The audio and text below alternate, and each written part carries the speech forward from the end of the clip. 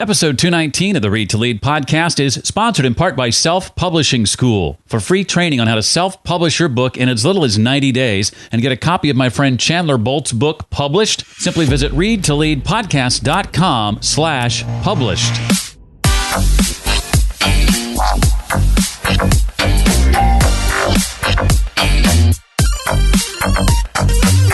Innovation is really about taking a global challenge like climate change and creating new products and new commercially successful solutions to solve that problem. Hi, and welcome to the Read to Lead podcast. It's the podcast dedicated to your personal and professional growth. I'm your host, Jeff Brown, and I believe that if you desire to achieve true success in business and in life, then you need to want to be a lifelong learner. And a key component to that is reading intentionally and consistently. The Read to Lead podcast is going to help you narrow this very important reading list and bring you key insights and valuable ideas from some of today's most successful and inspiring authors. Today's guest is a brand new author. We'll be joined by Alice Mann momentarily. She's the author of Future First: How Successful Leaders Turn Innovation Challenges into New Value Frontiers.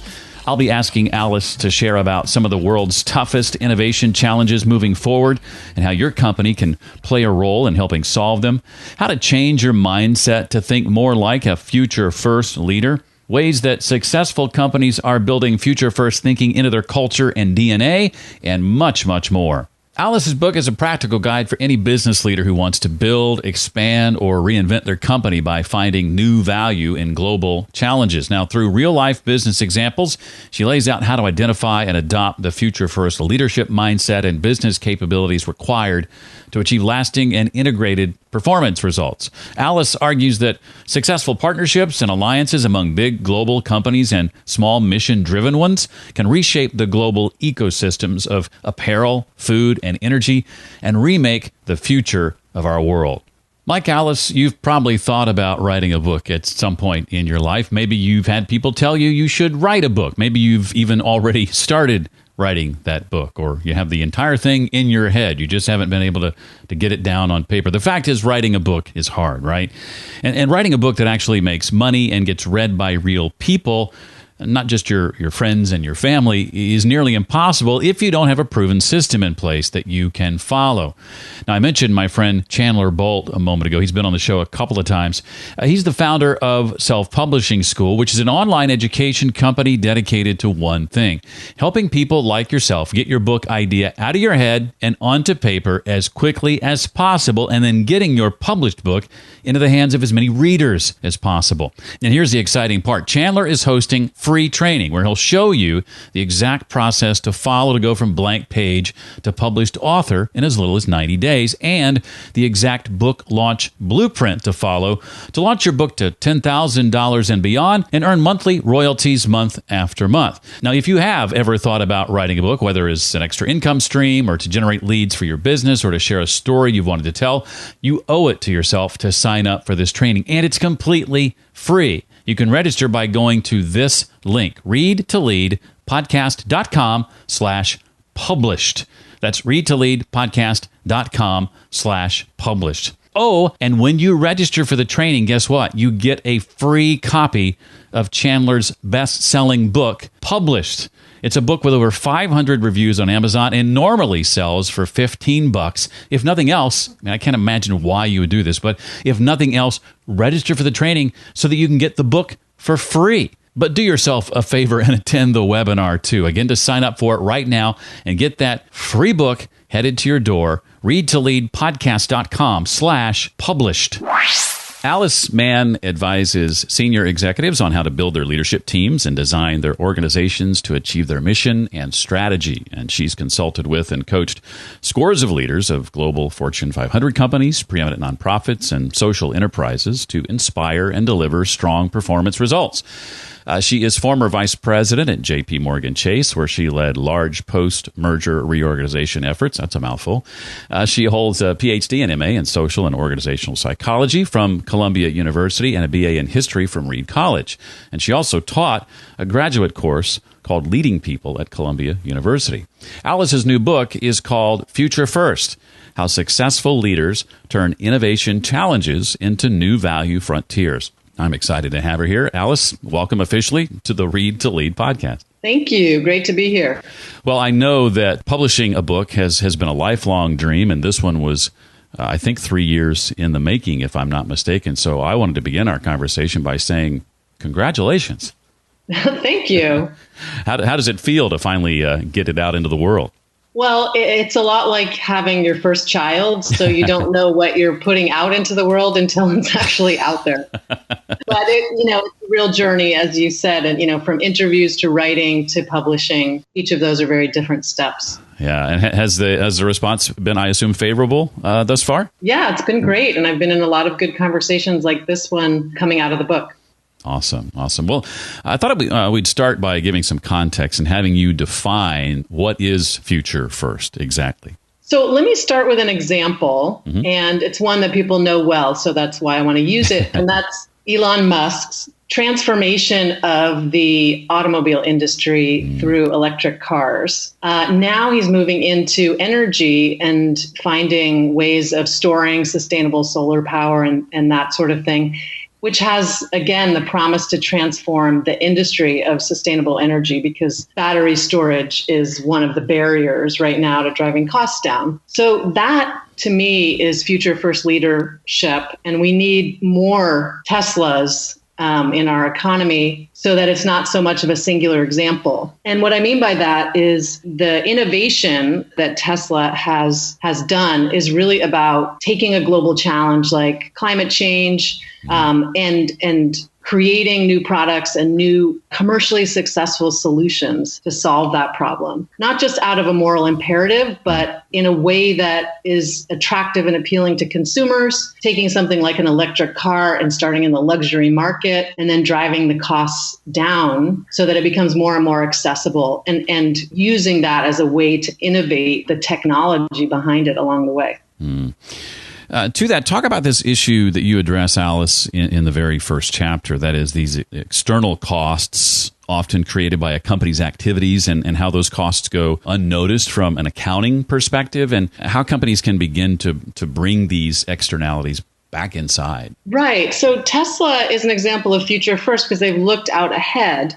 I think what happens with a lot of other companies is the problem catches up, the externality catches up with them, and then it starts to become a cost that they have to address. So Nike is an example of that. I think in the 90s, their supply chain and their social corporate responsibility practices in their supply chain became a scandal, and then they had to get ahead of it and bring some of those costs back in house and really invest in better practices with their outsourced factories. Now I think that a lot of companies are facing that around, including Nike, around the Me Too movement and needing to look at the costs really of unfair treatment or not valuing all of their employees equally and not addressing issues of gender diversity and inclusion in the companies. And now there's a business cost to that if you lose leadership over some of those issues. So companies that can think ahead of some of those global challenges and bring and invest earlier in solving those problems, I think end up generating more value and not incurring the costs later on. Well, you've mentioned a couple, but what are some of the biggest innovation challenges you see going forward facing our world? Sure. So there are many, but the three that I chose to focus on because I think that they are certain to affect the global economy for a long time. And so I think that businesses would do well to innovate around these challenges are climate change from a hotter planet.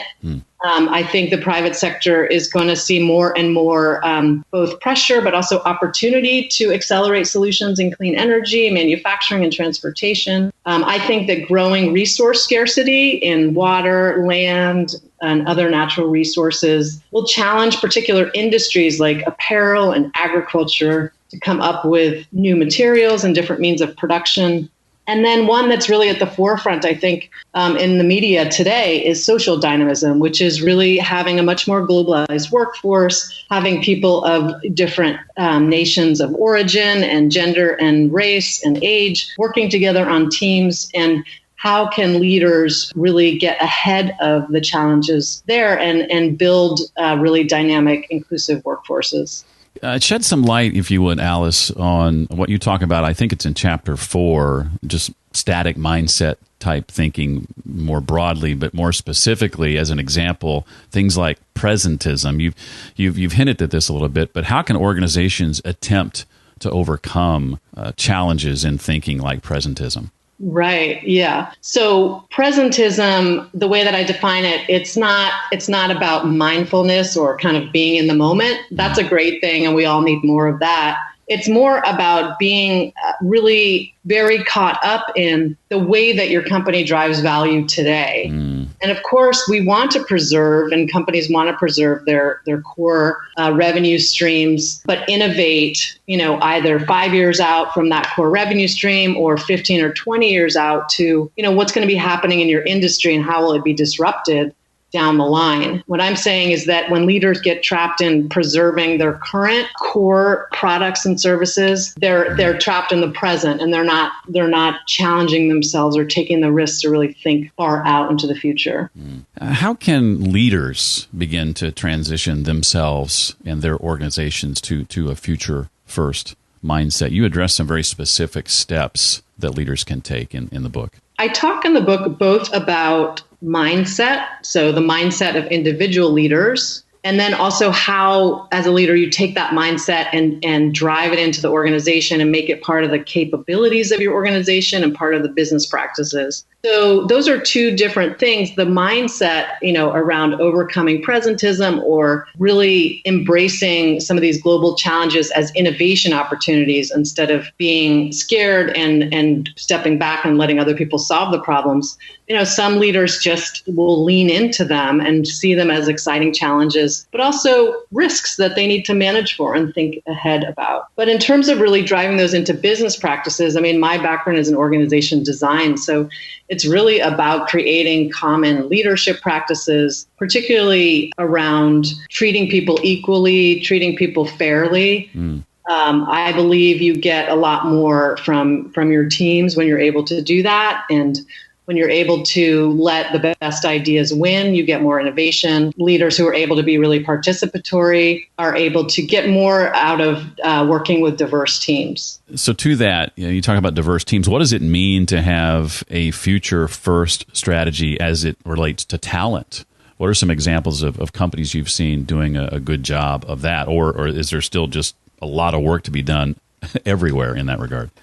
Yeah, I think some leaders are better at it than others. And certainly, some of the tech startups that I work with, they're doing this. They're already doing this just because of who's founded these companies. Sometimes it's actually younger founders are working, as they become more successful, they're managing people who are coming, in mid-career and have a lot of experience. And, so that's another dynamic. But the main thing that I see is that, especially in the bigger corporations, that leaders tend to manage up. And the further up they go, the more they look to manage the expectations of their shareholders, of the board, of the executive team. And future first talent strategies really look for value in the next generation, the people who will be leading the company in 15 or 20 years. And, leaders who are able to really listen and pay attention, inquire a lot about what the next generation values, is thinking, how they expect to work, can really, I think, build value across their talent. Because, and I think that takes a particular set of leadership skills. You mentioned Nike earlier. What are some other examples, some companies that you feel do a good job in building future first thinking into their culture or into their DNA? So one example for my book is Revolution Foods. They've been around for about 10 years and, they're growing pretty quickly. They serve healthy meals in urban schools and also like meal kits and that type of thing at the grocery store. And I think what the founders there, Kirsten and Kristen, discovered early on was the value of their talent and of investing in people who started out with them and then grew over time. And a lot of it was about being very explicit about their core values, giving people a lot of opportunity to grow and, become managers, become invested in the brand, become culture carriers. I think the companies that can do that well, and then also, really identify talent and especially, from the communities where their company is located. So I think that Kristen and Kirsten discovered over the last 10 years that, some of the people who started out with them are their biggest assets now, who've stayed and grown and become leaders in the company. And I don't think that they expected that when they started out. Well, my eyes were opened as I read the book to companies that you would normally think of as just fierce competitors, actually understanding the value of working together towards some of these goals. Highlight, if you would, some of the most powerful types of future first partnerships, I think is what you call it, that you've encountered in your experience over the years. What I discovered through my interviews and looking for future first companies is that companies are no longer singular entities. They don't work one leader, one company at a time anymore. And in fact, a lot of the things that we buy are made by companies, multiple companies partnering with each other, whether it's through supply chain, outsourced factories, or true partnerships between companies where, for example, Tesla's partnership with Panasonic around developing battery storage, and with Solar City around solar panels, so that what we can then buy as consumers is, we can have an electric car that has battery storage and can be sourced by our solar panels on our house or whatever. So I think more and more that companies that do this well and intentionally are going to be at the forefront of innovation, because that is what consumers are looking to buy. Well, I've got a couple of questions, Alice, I want to ask you that aren't directly related to the book. But before I do that, is there anything else from the book you want to make sure to impart us with? The reason I wrote the book was that I looked at some of these global challenges and I was really looking for what is the private sector doing to try to address them. And what I discovered along the way was that it wasn't necessarily just the startup companies that were, at the forefront of innovation, or just the big companies that were operating more on a slower time frame, but really the partnership sometimes between small and big companies that were transforming ecosystems like energy and apparel and agriculture. And so the book is really meant to be a lot of inspirational stories from what entrepreneurs and business leaders inside big companies are doing to inspire other leaders to innovate in all kinds of different ways, not just products and services, but also people practices and processes and business practices and culture and leadership. Have you had success getting this book in the hands of company leadership and convincing them that their teams need to be reading a book like this to wrap their heads around some of these challenges?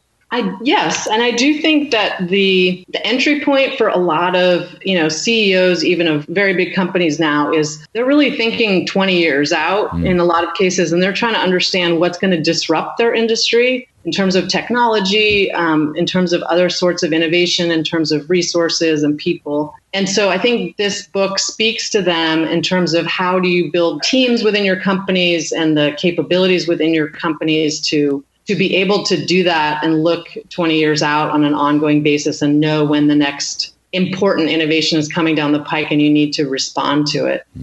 Well, Alice, I'd like for you to think about the books that you've read the last few years. And if you would, share 2 or 3 titles, as many or as few as you'd like, that immediately come to mind as having had a big impact on you, and share maybe how or why they impacted you as they did. So very recently, I've been reading memoirs. So that's kind of a whole different genre.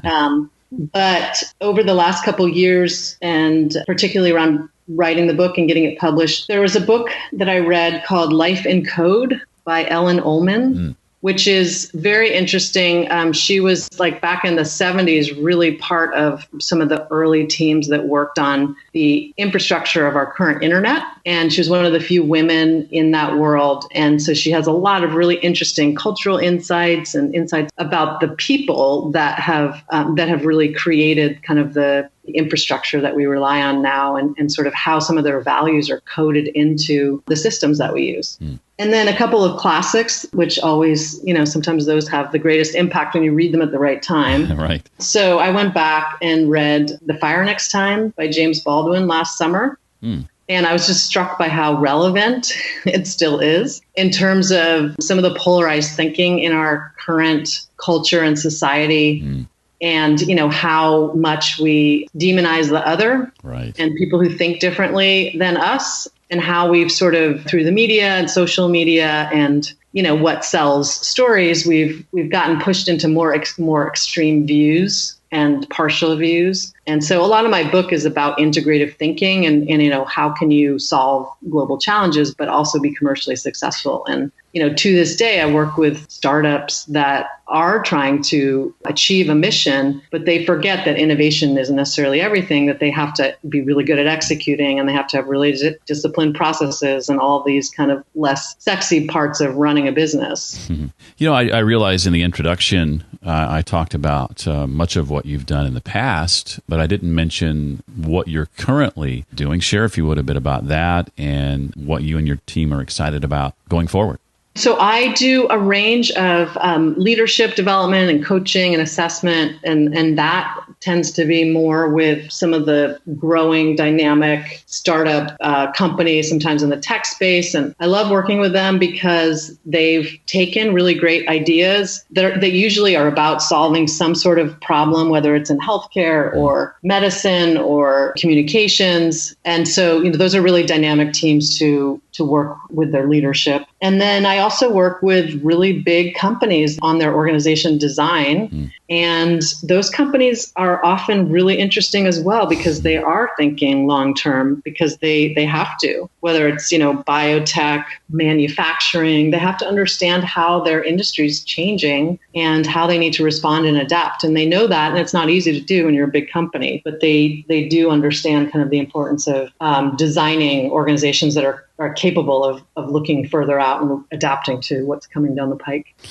Well, the name of the book, again, is called Future First: How Successful Leaders Turn Innovation Challenges into New Value Frontiers. Her name is Alice Mann with 2 N's. Alice, thank you for taking time out to be here. It was a pleasure to have you on and a pleasure to read what is, I guess, now called your first book, but who knows, maybe not your last.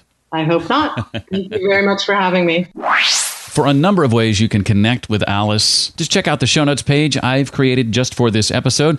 There you'll also find links to the books and other resources that Alice and I talked about today. All that can be found at readtoleadpodcast.com/219 for episode 219. And it just occurred to me, I have a couple of clients who started a podcast just a few weeks ago who exemplify, as well as anybody I can think of, future first thinkers. And it's a podcast of all things about water. Stephanie Savela and Ariane Shipley are passionate about water and ensuring that the entire world has access to clean drinking water. Their website says the world of water is full of specs and quantitative data, parts per million, parts per billion, telemetry, hydraulics, ROI, that sort of thing. And that stuff's vital to providing the world with safe, clean drinking water and sanitation services. But it's not enough. Those things aren't memorable. They don't resonate. They don't inspire. And so they created their podcast called Water in Real Life because they believe that the future lies not only in those specifications and data, but also in the space between people passionate about moving things forward. Stories fill those spaces, they say. And the stories they tell are meant to inspire, instruct, and incite action. Without action, we run in place. And I could not agree more. If you want to check them out, visit the-h2duo.com. That's the H2duo.com for the Water in Real Life podcast. And this episode is sponsored by Self-Publishing School for free training on how to self-publish your book in as little as 90 days and get a free copy of Chandler Bolt's book published. Visit readtoleadpodcast.com/published right now. Well, that does it for this week. I look forward to seeing you next time. Until then, remember, leaders read and readers lead.